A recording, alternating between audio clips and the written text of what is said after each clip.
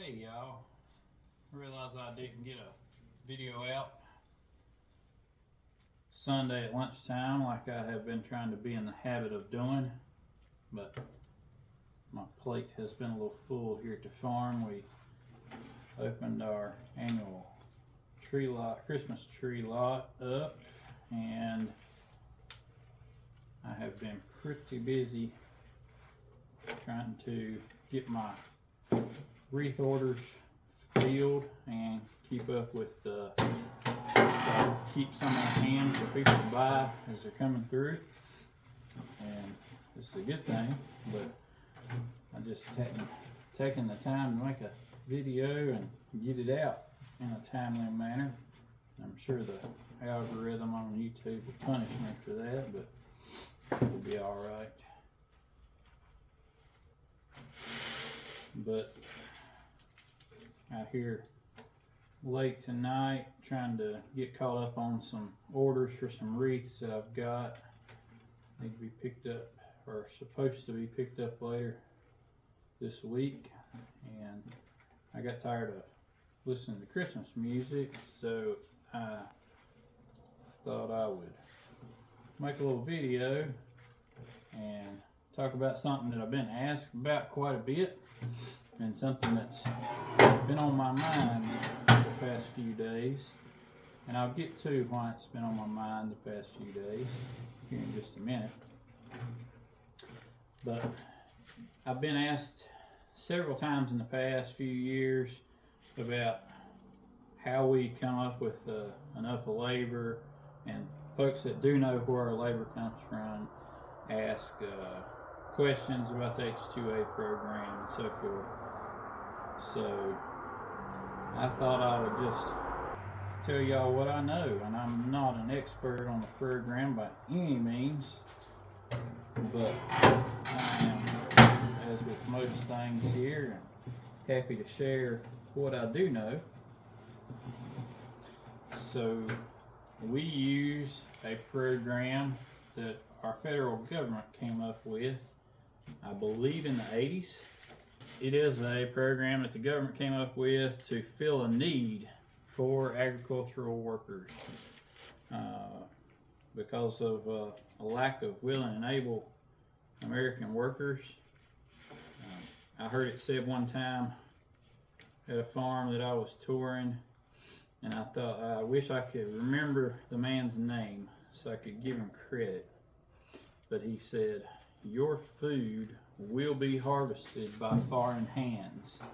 Would you rather it be harvested here or in a foreign country?" And I thought that was a really good way of putting that. He was talking about the H2A program because in ag we're always talking about labor, because that's one thing that we never seem to be able to have enough of. It's always in short supply. But we use a program that does a pretty good job of filling that need for us. The H2A program. It's a really good program, and we could not do what we do without it.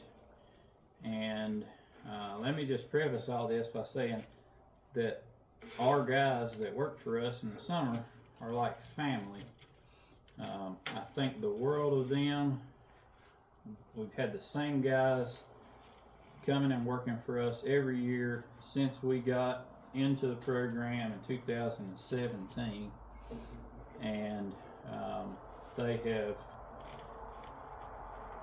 been with us. I mean, they really are like family. Had the same guys coming since the beginning. They watched my kids grow up. My kids think the world of them. They go out and sit and eat lunch with them every day, even though I'm surprised my kids haven't picked up on Spanish. I wish they would. But we really think a lot of these guys, and I wouldn't trade them for anything. But the H2A program it's not without its flaws, and the biggest two flaws that it has are the amount of red tape that goes into it. Lots and lots of paperwork that has to be filled out on our end and on their end. And we do use an association. There's several different, sort of like employment, temporary agencies that you can go through to get your H-2A workers, and they will take care of a lot of the red tape for you, so that you don't have to do all the petitioning and everything. And that, but that makes it a little simpler on our end. But there's a lot that goes with the program. So one thing we have to, obviously, can't have a negative impact on our local job market, so we have to advertise the jobs locally. We're certainly not allowed to exclude American workers, so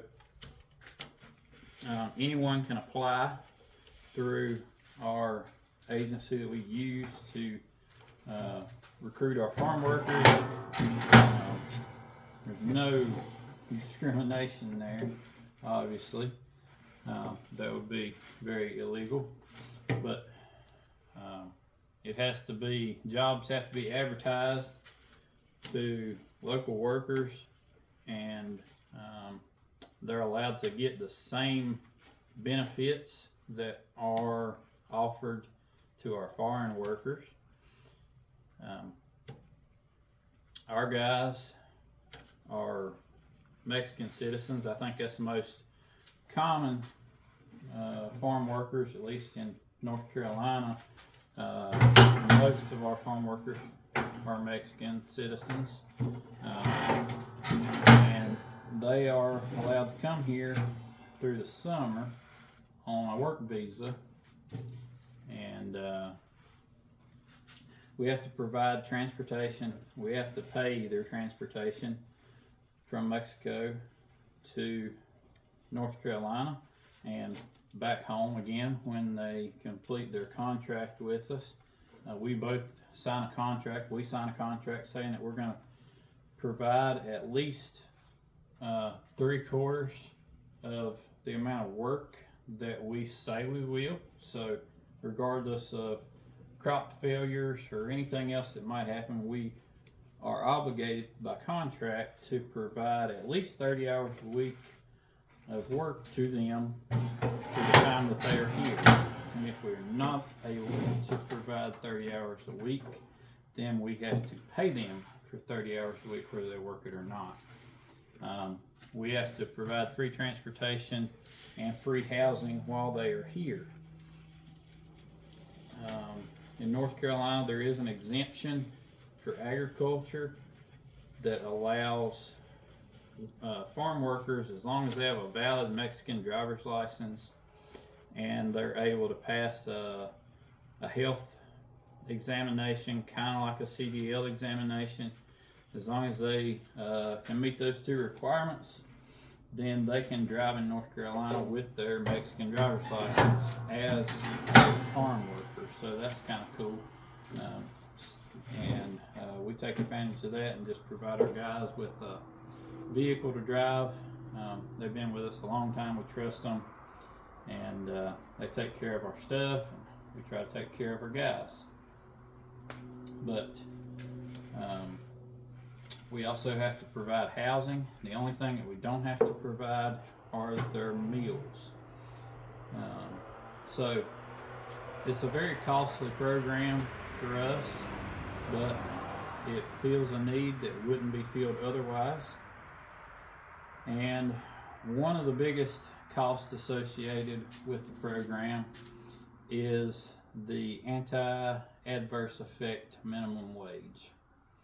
Now, I'm not 100% sure, but I think the federal minimum wage,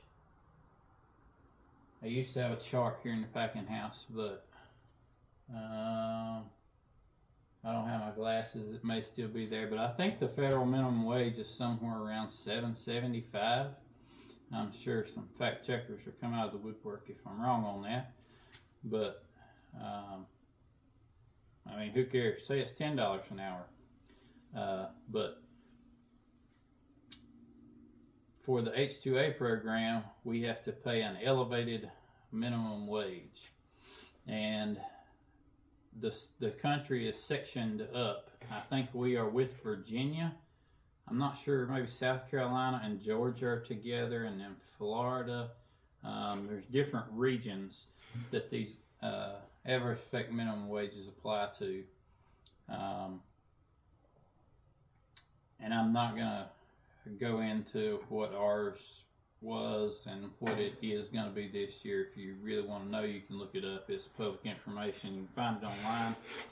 But this is the same wage that we have to offer to American workers, so it's 100% non-discriminatory system. This wage is set by the federal government. So the reason this has been on my mind a lot lately is we just got recently notified by the association that we get our workers through that the AEWR, or the adverse effect minimum wage set by our federal government, will be going up 90 cents this year. That's a pretty healthy hourly wage increase. And I'm not saying that our guys don't earn every penny that they make, and I'm not saying that they are not worth it. Everybody wants to make more money, including me. But it just does not pencil out for our farm workers to get $1 an hour mandated wage increase every year. With food prices at an all-time high, and inflation, in my view, has hit food prices the hardest out of all the things that have seemed to double in price recently. It seems like the last thing that we would want to do is increase something that is going to directly affect food pricing. Farmers just can't absorb all of these input increases. So the price of food's going to go up, not just at my farm, but in your grocery stores. And I was recently told on a video, someone commented on a video that I had made where I had said that the price of PVC had doubled thanks to our excellent leadership in this country, and they told me that maybe if I didn't know what I was talking about, that I should just stick to talking about farming, which, by the way, the war on petroleum directly affects the price of petroleum products.